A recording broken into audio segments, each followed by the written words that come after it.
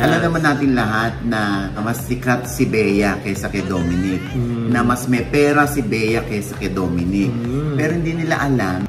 Maraming salamat, Ivana. I assure you that we will continue to take care of you. Oh my gosh, pinost ni Ate Reg. Hindi ako makapaniwala. Si Catherine Bernardo, nagbe-bake. Ilan taon na si Catherine? Yung mga netizen, ang OA-OA na. Ito na ang latest, kaya tumutok ka na, dali. Ito na nga!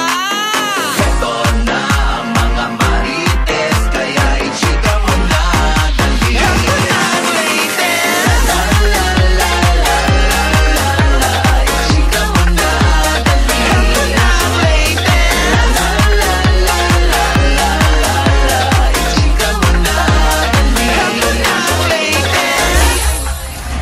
Hello mga ka-update! Ito po ang inyong mga lingkod. Ito po si Mama Loy!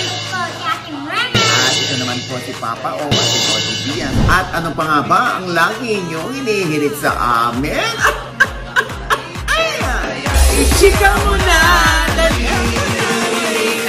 Lala! Ha? Bitin! Ayan, syempre pa, naku, nakakaloka. Dahil pinag-uusapan ngayon, ano? Yes! Oo, syempre, isa-isahin natin to mula kay Bea Alonzo na nag-propose si Dominic Roque. Yes! Diba? Congratulations naman. At best wishes. Yeah! Ibig sabihin, engaged na sila, no? Kailan kaya ang kasal? Ayun na nga. Hindi tayo invited siya, malamang. Ha? Bakit naman? Pinangungunahan mo naman? Ay, tapos ko na. Baka mga piling-piling friends lang. Oo, kasi syempre, di ba, vlogger na rin si Bea. Baka punahan pa natin siya. Ha? Kung nandun tayo sa kasal, di ba? Kailangan ma-exclusive niya yun. Sa kanyang vlog, di ba? Oo, nakakatuwa, no? Dahil akala ni Bea, ang kwento, si Mark Nick daw, pinatalikod siya. Medyo, parang ninibago si Bea doon sa shot na gustong mangyari ng photographer niya si Mark Nick daw. Yung pala, ando na sa likod si Dominic, nakaluhod na. Yeah. Pagharap ni Bea, ay po mo! Ay, sabing gano'n? Nakaka-touch si Bea. Diba? Akala ko gano'n yung reaction ni Bea. Ilan taon na si Bea, diba? 35 na. Oo naman, Diyos ko. Long overdue na, ika nga. Diba? Tsaka Diyos ko, no? Dapat maging madali na si Bea. Kasi talaga yung mga ganyang age, naghahabol yan na magkaanak. Tsaka Diyos ko, ako unang-unang matutuwa pag si Bea, biglang mabalita natin, buntis na. Yes! Magmano kayo sa akin, Dom. Para makalima. Para makalima! 35 pala si Bea. At syempre si Dominic Roque, ilang taon? 32? 32. So, 3 years naman ang gap. Oo nga, Diyos ko. Ako naging tatay ako 30. 31. Oo. So, pwede pa. Oo, di ba? Matibay pa ang tuhod. Matibay pa ang tuhod, baklang-baklang ka. Diba? Kailan ba sila nag-on? Ay, nung 2021, Feb. Oo. So, 2 years, more than 2 years is more than 2 years. Oo naman, Diyos ko. Pero kahit na wala naman kasi sa haba or ikli, diba? Baka manoy, pero feeling ko duck si Dominic. Dax? Sabi ni Mama ni Kuya, haba o iksi Tangi, hindi yan sa tit.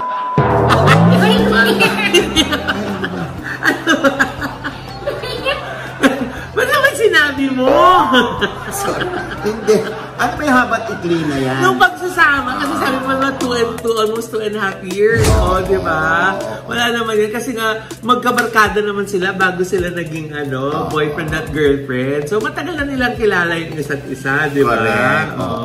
Kasi may mga ibang mga friend size yun sabi, parang ang bilis. Parang di ba kahit parang kailan lang sila naging mag-on. Tapos ngayon ikakasal na. Kaya nga wala yan sa haba o ikli ng relasyon bago ang proposal. Yes. At saka hindi rin naman natin alam kung agad yung kanilang kasal o long-term engagement, di ba? Pero nakaka-excite! Nakaka-excite yan. Nakaka-excite. Anyway, feeling ko naman, Rena, para lang sa iyong kaligayahan, feeling ko, Dax. Ay! Charot! Ay! Totoo? Kaya si Gerald din Hindi! Si Dom. O anyway, ayan na. Best wishes, Bea and Dom. At alam ko naman, mahal na mahal ni Dom si Bea. Nakakausap ko si Dom. Kaya pansinin mo, walang pinagbigyan interview si Dom. Dahil ayaw ni Dominic na i-intervene siya at ang itatanong sa kanya si Bea. Ayaw kasi ni Dominic na parang si Bea ginagamit niya. Kasi personal yung relasyon nila. Pero in fairness nga din sa kanya na yun, parang nag-take siya ng backseat for Bea. Medyo nagtago siya sa limelight, no? Para maging privado yung as much as possible yung kanilang relasyon.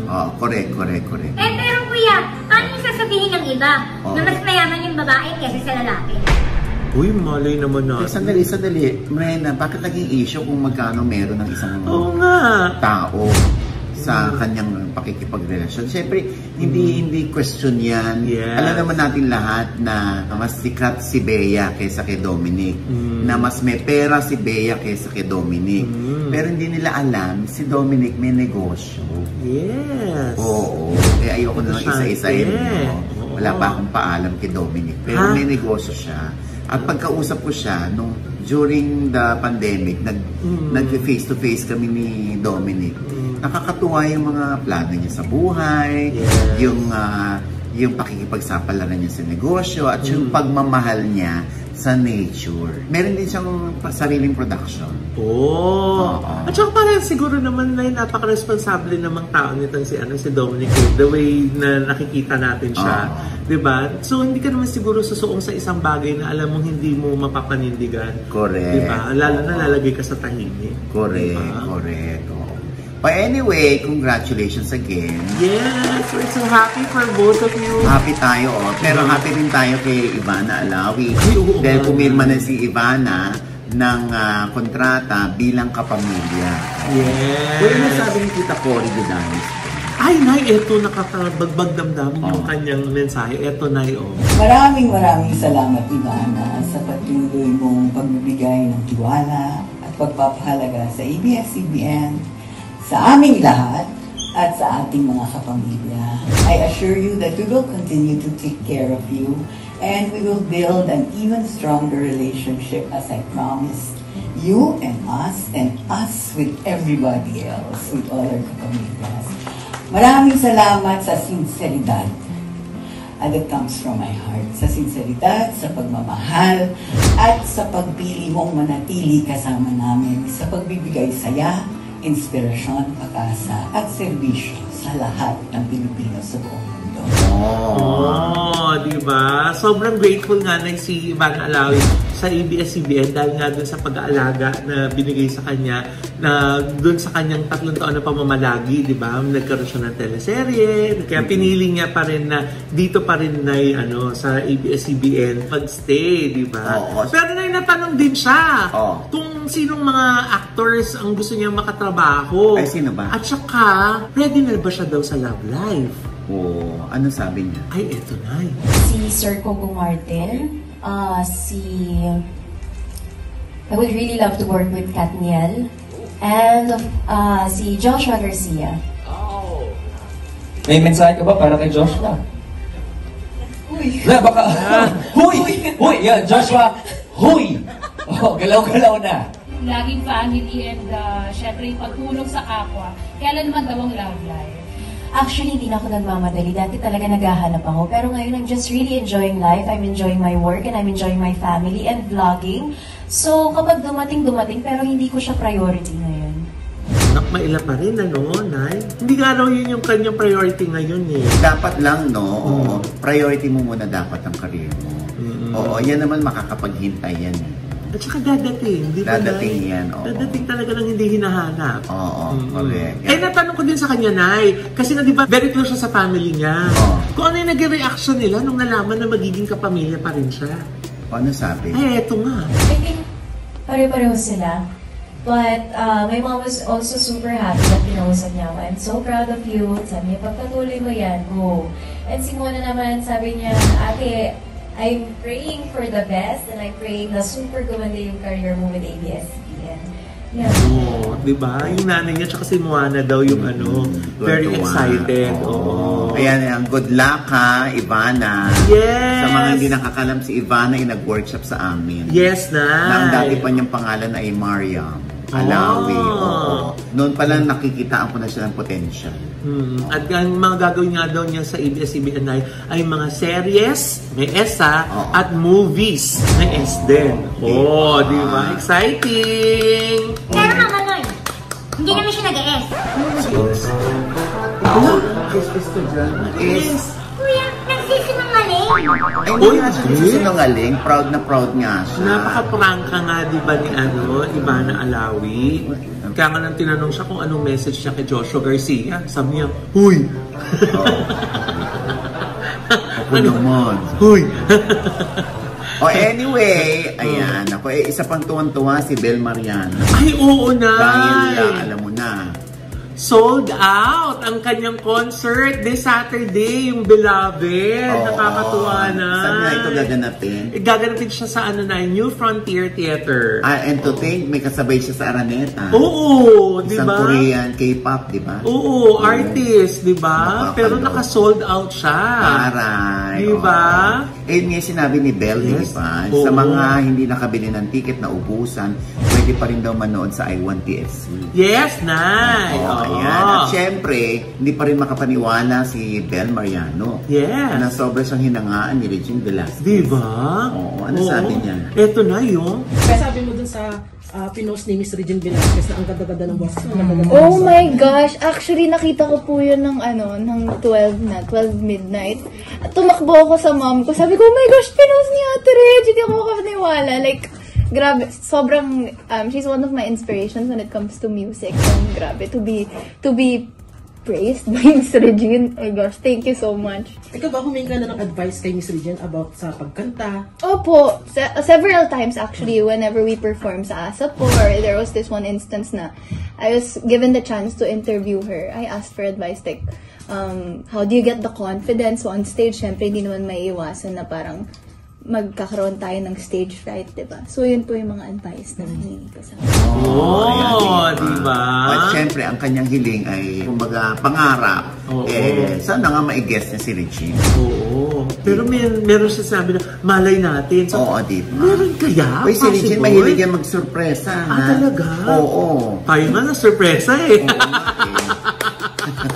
Sa mga team-bahay at team abroad, mag-avail po kayo ng ticket dahil nga sold out na po. Online na lang po yung mga available na tickets. Kaya punta na po kayo sa I1TFC. Ayan. Oo, ito na nakakaloka-loy. Oh, yes na. Oo, Diyos ko. Ginagawang big deal.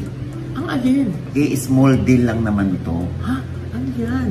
Yung mga netizen. Oo, bakit? Ang OA naman. Ano pa? Bakit? Diyos ko. Si Catherine Bernardo. Oo. Nagbe-vape. Oo. Kaya nga, parang, ilan taon na si Catherine? Para dikta natin sa kanya kung anong gusto natin na gawin niya. Diyos ko, ito Akit ka dito sa 10th floor. Yung sigaw ng mga tao dito hanggang ground. Hindi. USB. May flash drive siya, pre.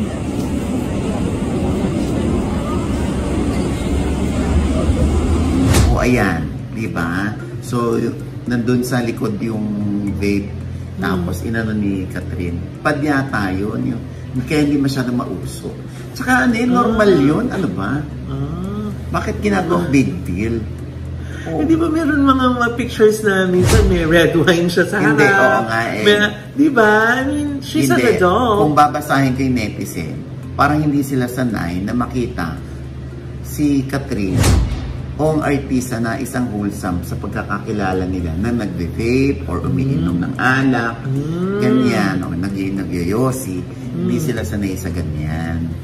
Syempre, si Catherine, ang taas ng tingin nila. Tapos, ay, nagbe-vape din pala siya. Yung gano'n, parang, anong dapat i-react ni Catherine? At saka common yata yun ay dun sa mga child star na lumaki sa paningin natin. Feeling natin forever bata. Di ba, Nay, no? Oo. Parang si Sarah Geronimo dito. Oo. Parang pag napamura si Sarah Geronimo, hala, nagmura si Sarah. Ha? Diba? Parang, Siyempre, tao lang yan. Mapapamura yan. Di ba? Kakaloka, mga netizen talaga, di ba? Mema lang. Ha? Oo.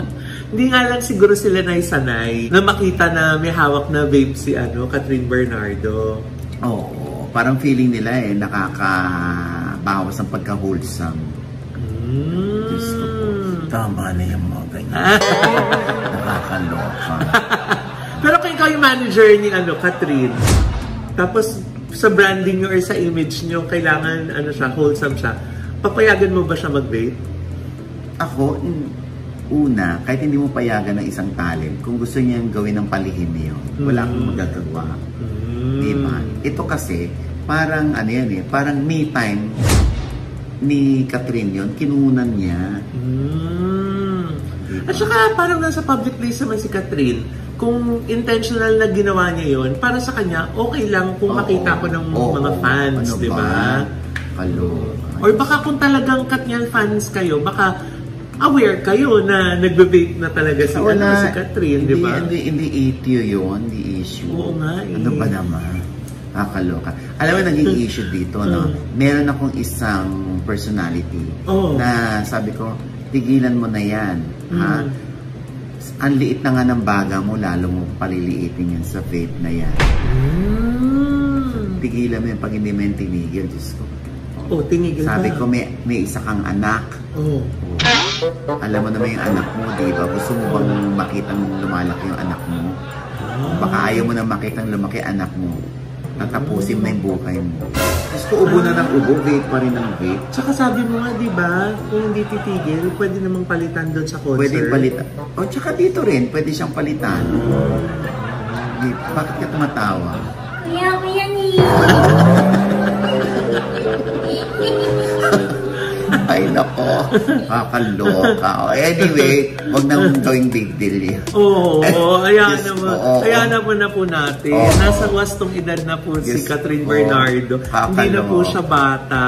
Ay, naku! Meron naman tayong international star na bibisita din sa Pilipinas. Si Miss Alanis Morissette. Hi, Alanis! Ay, close kayo. Diba? Ayan nga na, in celebration of her 20th year nung kanyang album na Jagged Little Pill. Ayan, meron siyang world tour at bibisita siya sa Pilipinas on August 1 and August 2. Saan naman yan? Sa Mall of Asia Arena na. Pero yung August 1 sold out na. Kaya nagkaroon sila ng isa pang araw, August 2. Available pa po ang tickets sa smticket.com. Ayan. Yes. Kaya naku, panoorin po natin si Alanis Morissette. Yes. Ayan. Mga batang 90s. Diba? Yes. Buti na abutan niya yan. And with that, mga kaibigan, ito po ang inyong mga lingkod. Ito po si Mama Loy. Wala po ng ating mga manonood. Hindi pa natin subscribers. Sana po mag-subscribe na po kayo kasi madali lang po. I-click lang po yung subscribe button dyan sa ibaba. At kung naibigan po yung aming episode nga at meron kayong komento sa lahat ng aming chika, i-comment nyo naman below, i-click ang like button at huwag kalimutan i-click ang notification bell. Click na kayong unang-una na-notify na meron kaming latest update. Yes. At syempre pa, ang kanya-kanya naming channel. Yes, sana mag-subscribe po kayo sa channel ko. That's Mamaloy. M-A-M-A-L-O-I. Nandiyan pa rin po yung vlog namin na hindi kasama si Mrena kasi inuubo. Ha? Ayan. Mrena. Ayan, di ba? Hello mga ka-update. Papalo naman po ng aking FB page. Ate Mrena po. Yes. Ayan. At syempre, yung RCC Staffing Solution USA, nangangailangan sila ng teachers. Yes. Elementary, high school. Yun ang kailangan nila ngayon sa USA. Wow. Ayan po, RCC Staffing Solution USA. Diyan po sa FB, ayan, i-message nyo sila. Yes. Para makapunta kayo at madala nyo yung pamilya nyo sa US. Diba? Kung qualified kayo, di bonggang-bongga, diba? At bongga, kasi spoiled ang mga teachers kay Romer. Yes! Alagang-alaga. Diba? Ayan, sa RCC lamang po yan. At syempre pa, ang Sendwave app, yung mga wala pa hong app dyan sa mga kababayan natin sa USA, sa Canada, at sa parts of Europe. Ayan, mag-download na po kayo ng Sendwave app. Kung gusto yung magpadala ng inyong mga love gift, sustento, ayuda, pera sa inyong mga mahal sa buhay na nasa Pinas. Nako, tamang-tama sa inyo yan, ano? Ayan, sa mga first-timer naman, nako, gamitin nyo lang ang aking promo code OGIE. Yes! Ayan, para meron kayong instant $20 credit agad-agad. Oo. Pwede kayong magpadala rito sa GCash or hingin nyo yung bank details na inyong padadalan dito. Diretso. Pwede nyo nang padala doon sa bank nila. Tanggap nila, ora mismo. 1 to 5 hours, matatanggap nila yon. Pag GCash, segundo lang. Aarte ka pa pa. Diba? Diba? Sendwave app lang yan. Yes, fast, reliable, and safe. Naman. Oo. At syempre pa ang aking panayam kay Pambansang Kolokoy na nako, sari-sari mga opinion tungkol sa kanyang mga sinabi. At the end of the day, kwento niya yun. Kung paano may kwento rin ang kanyang ex na si Marites o si Grace Mondina. Oo. At syempre, ito pa rin po ang inyong lingkod, Papa Osin OGDN, na laging nagsasabi at nagpapaalala sa inyo na sa tuwing gigising po tayo tuwing umaga, wag na wag po tayong makakalimot na magpasalamat sa Panginoon dahil tayo kanyang ginising. Ibig sabihin, may mission pa rin po tayo sa buhay. Sabay sabing, every gising is a blessing! At ano pa nga ba ang lagi niyong inihilit sa amin? Ayan! Ichika mo na, dali! La la la la la la la la! Ichika mo na, dali! La la la la la la la la! Ichika mo na, dali! Perfect ang dress natin. Inak-nak mo na yan, dali. Inak-nak ka na. Huwag ka ng Martin. Sige, kuya. Oh. Knock-knock. Who's there? Catherine. Catherine who? Kawat ako bukas at kailanman. Asan yung Catherine? Ha? Hindi ko mahulog.